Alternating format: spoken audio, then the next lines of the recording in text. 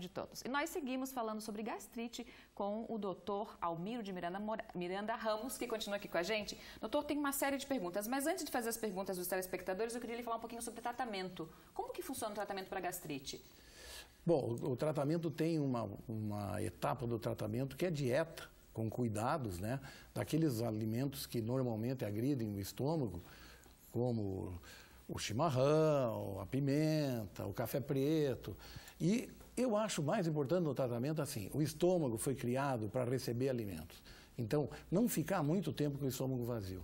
Procurar cada 3, 4 horas fazer uma alimentação, evitando essas coisas que todo mundo conhece, que são mais agressivas ao estômago. Isso aí é o grande macete para o tratamento. Né? E cuidar da tensão emocional. Tá. E aí tem os remédios, né? Tem a Ana Bonner. Ana, obrigada pela participação. Ela perguntou, gostaria de saber por que não é mais recomendado tomar omeprazol por longos períodos. O omeprazol e essas drogas que são chamados bloqueadores propiônicos, que eles atuam dentro da célula do estômago, eles estão numa fase assim, porque eles cresceram muito nas vendas fora do Brasil, inclusive nos Estados Unidos, é um dos produtos mais vendidos, porque ele tem venda liberada. E o omeprazol é um produto altamente eficaz.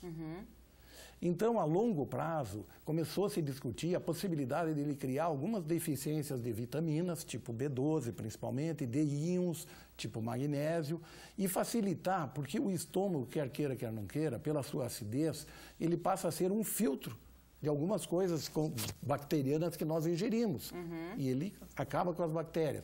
Só que o omeprazol reduz essa acidez do ácido clorídrico a níveis muito pequenos. Então, o indivíduo vai numa festa, come alguma coisa que não estava bem. Quem toma omeprazol vai ter diarreia.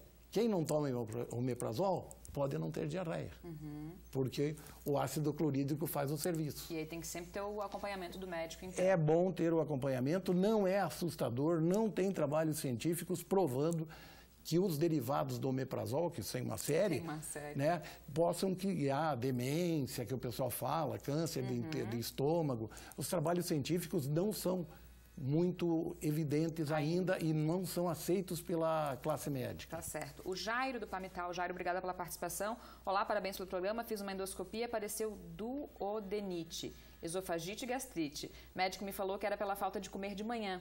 Terei que fazer algum tratamento ou os sintomas desaparecem com o tempo? E depois ele já perguntou também se limão é bom para isso. O limão está na moda. Vou começar com o limão. Está na moda, toma de uma gota a 10 e de 10 para uma. O limão é agressivo, é um ácido cítrico. Claro que ele é bem menos ácido do que o ácido clorídrico, mas se o estômago, seu duodeno, seu esôfago estiverem irritado, ele vai provocar irritação. Então, o limão acho que não é bom, né? E a questão... A medicação que é usada para duodenite, para gastrite e para esofagite é a mesma medicação. Então, se ele tratar, ele vai resolver o problema. Já resolve no pacote ali. Eu sofri muito com gastrite, quando atacava tinha ir para o pronto-socorro. Fiz exame e deu vesícula. Marcaram até cirurgia, mas até hoje esperando cirurgia. Mas não era a bactéria, daí ela sarou. Ela não falou o nome, mas não, obrigada pela participação. Mas é que confunde o estômago e os problemas de vesícula, que a maior parte dos problemas são cálculos na vesícula, eles se confundem e muitas vezes tem que fazer o exame tanto do estômago como da vesícula. Depende daí do exame médico. Tem que consultar. Oi, eu tenho gastrite nervosa, às vezes estou bem. E quando ataca eu fico muito mal. Parece que tem uma pedra no estômago, como o doutor falou no começo, né? Gostaria de saber quais alimentos que podem causar esse mal-estar. Fátima, de Passo dos Fortes. Fátima, obrigada pela participação. Acho que o doutor já respondeu mais ou menos ali, né? Tem que seguir aquela listinha, né, que o médico passa. Não, e ela tem que observar. Eu acho que é muito importante o paciente observar o que faz mal.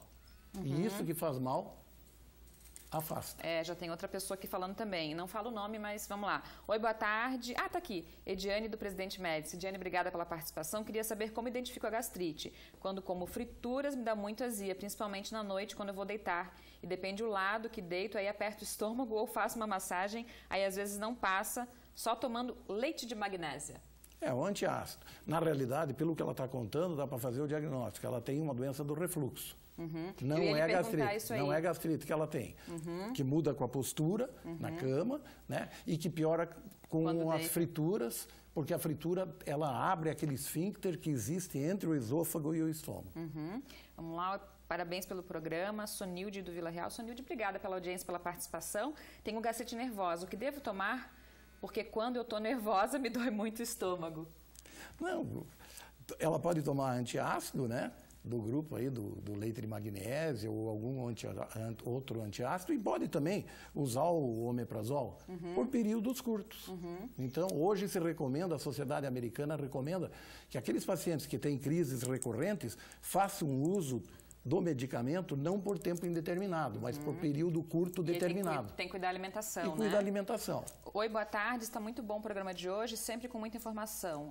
Sobre gastrite, J. Braga, do Presidente Médici. Você está mandando um recadinho para a gente. Obrigada pela participação, pela audiência. Vamos ver se tem mais alguém aqui. O pessoal agradecendo que a gente já respondeu. Tem mais gente digitando. Doutor, quando você falou da relação gastrite e refluxo, um leva ao outro ou não? Quem não tratou gastrite pode ter refluxo? Não, são doenças ou patologias independentes, mas são coincidentes muitas vezes. Né? E a azia também nesse caso? A azia é o principal sintoma do refluxo. Aquela azia que sobe retroesternal, não a azia que o pessoal fala só na boca do estômago. Então, essa azia retroesternal é patognomônica de refluxo. Só tem azia retroesternal quem tem refluxo, ou pelo menos a grande maioria. Jamara aqui participando com a gente, obrigada pela participação. Eu tenho uma dor, muita dor no lado esquerdo. Se você puder me ajudar, dói bastante e fica uma bola grande. E sempre tenho diarreia e não tomo omeprazol. Bom, aí, assim, ela tem que avaliar, porque tendo diarreia, isso é uma manifestação intestinal, entende? Então, o ponto de partida deve ser o intestino grosso principalmente. Então, ela deve se submeter a uma consulta médica e provavelmente vai precisar fazer uma colonoscopia, que é um exame endoscópico do intestino grosso. Tem mais gente falando aqui do omeprazol, a Luísa, do Elias Galon, dizendo que toma omeprazol todos os dias, se não tomar, não aguenta de dor e de azia. Mas é como o senhor falou, na parte aguda tem que tratar tem que usar, mesmo, né? Tem que usar.